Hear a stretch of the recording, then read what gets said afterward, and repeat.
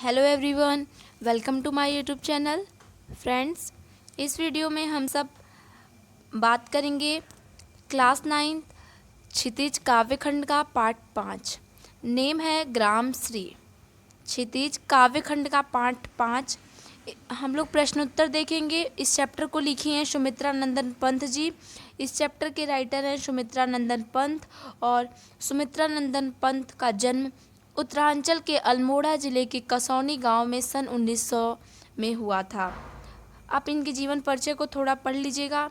हम लोगों को इस वीडियो में पूरे तरीके से प्रश्न उत्तर अच्छे से देखना है ग्रामश्री चैप्टर का। तो प्रश्न उत्तर की तरफ बढ़ते हैं बिना अपना टाइम वेस्ट किए। पहला प्रश्न है कि कवि ने गांव को हरता जनमन क्यों कहा है। उत्तर में लिखिएगा कि कवि ने गांव को हरता जनमन इसलिए कहा है क्योंकि उसकी शोभा अनुपम है। चारों तरफ हरियाली के कारण धरती प्रसन्न है। गांव का प्राकृतिक सौंदर्य सभी के मन को छूता है।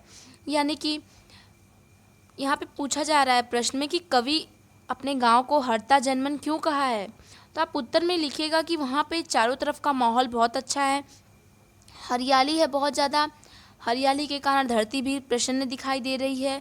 प्राकृतिक सौंदर्य बहुत अच्छा है गांव का, इसीलिए हरता जनमन बोला गया है इस गांव को। प्रश्न 2 देखते हैं कि कविता में किस मौसम के सौंदर्य का वर्णन किया गया है। आप कविता पढ़िएगा, अगर कविता अच्छे से समझ में आई होगी तो पता होगा कि कविता में वसंत ऋतु के सौंदर्य का वर्णन किया गया है। इसी ऋतु में सरसों के पीले फूल खिलते हैं और चारों तरफ हरियाली होती है। यानी फ्रेंड्स, इस कविता में हमें वसंत ऋतु का मौसम के बारे में बताया गया है। और वसंत का मौसम एक ऐसा मौसम होता है जहाँ की चारों तरफ हरियाली हो जाती है और सरसों के फूल भी पीले पीले खिलने लगते हैं। प्रश्न 3 देखते हैं। आपको अगर दोस्तों उत्तर लिखना होगा तो आप वीडियो को रोक करके उत्तर जरूर लिखिएगा। प्रश्न 3 है कि गांव को मरकत डिब्बे सा खुला क्यों कहा गया है। उत्तर में लिखिएगा कि मरकत पन्ना नामक रत्न को कहते हैं जिसका रंग हरा होता है। मरकत के खुले डिब्बे से सब कुछ साफ साफ दिखता है। मरकत के हरे रंग की तुलना गांव की हरियाली से की गई है। गांव का वातावरण भी मरकत के डिब्बे के समान हरा भरा तथा खुला खुला सा लगता है, इसीलिए गांव को मरकत डिब्बे सा खुला कहा गया है।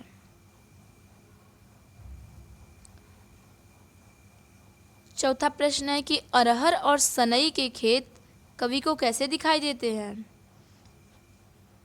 तो उत्तर में आप लिखिएगा कि अरहर और सनई के खेत कवि को सोने की किंकड़ियों के समान दिखाई देते हैं।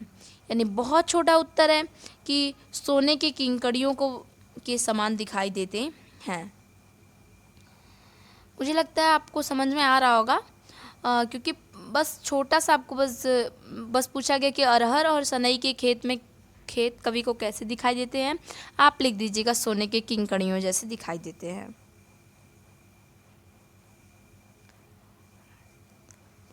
प्रश्न 5 है कि भाव स्पष्ट करना है हमें। 2 चीज़ दिया गया क और ख। इस क और ख में क्या बात बताया गया वो उसका हमें भाव स्पष्ट करना है।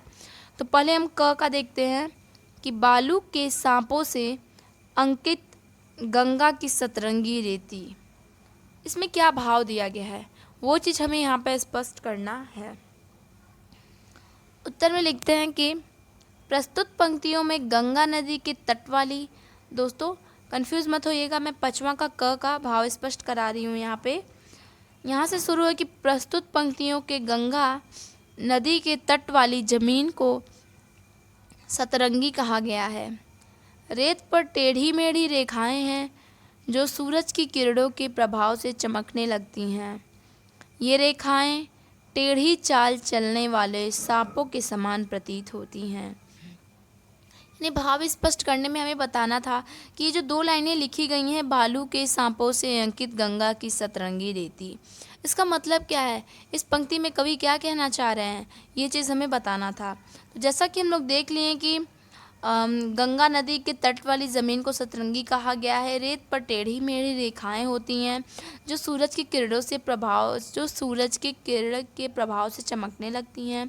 ये रेखाएं टेढ़ी मेढ़ी वाले सांपों के समान प्रतीत होती हैं। ठीक है, यानी इस 2 लाइन में हमें यही बताया गया था। अब ख देखते हैं। 5वां का ख प्रश्न है कि हसमुख हरियाली हिम आतप सुख से अलसाए से सोए। यानी हसमुख हरियाली हिम आतप सुख से अलसाए से सोए, इसका भाव स्पष्ट करना है। यानी इस पंक्तियों से कवि क्या कहना चाहते हैं। उत्तर में लिखेंगे कि इन पंक्तियों में गांव की हरियाली का वर्णन किया गया है। सूरज के प्रकाश में जगमगाती हुई हसमुख सी प्रतीत होती है। सर्दी की धूप भी खिली खिली है।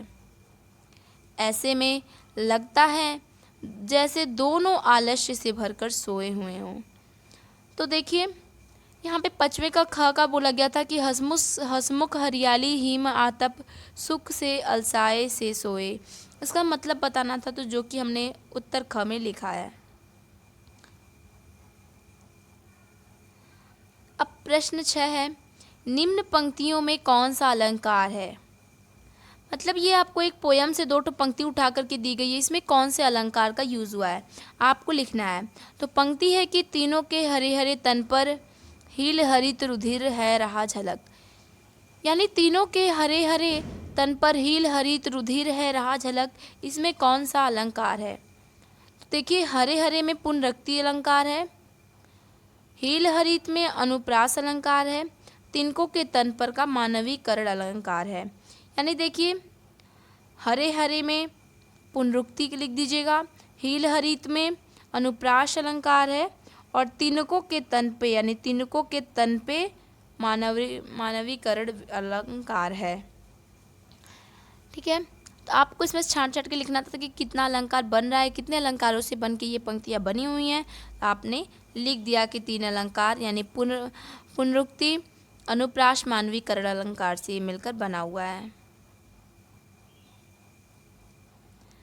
प्रश्न 7 पूछा गया कि इस कविता में जिस गांव का चित्रण हुआ है वह भारत के किस भूभाग पर स्थित है। उत्तर डाल के लिखिएगा फ्रेंड्स कि इस कविता में उत्तरी भारत के गांव का चित्रण हुआ है। उत्तरी भारत के खेती प्रधान राज्यों में प्रमुख है। अब चलते हैं रचना एवं अभिव्यक्ति यानी 8वें प्रश्न पे चलते हैं। ये हमारा इस चैप्टर का लास्ट प्रश्न होगा कि भाव और भाषा की दृष्टि से आपको यह कविता कैसी लगी। मतलब हमें बताना है कि भाव और भाषा की दृष्टि से हमें ये कविता कैसी लगी, उसका वर्णन हमें अपने शब्दों में करना है।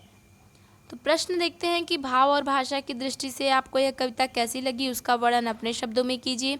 यानी हमें अपने शब्दों में करना है। तो उत्तर में आप बहुत कुछ लिख सकते हैं, कुछ भी बना के लिख सकते हैं, बट हम अभी यहाँ पे उत्तर पढ़ के थोड़ा आइडिया मिल जाएगा, तब आप अपने से अच्छे से लिखिएगा।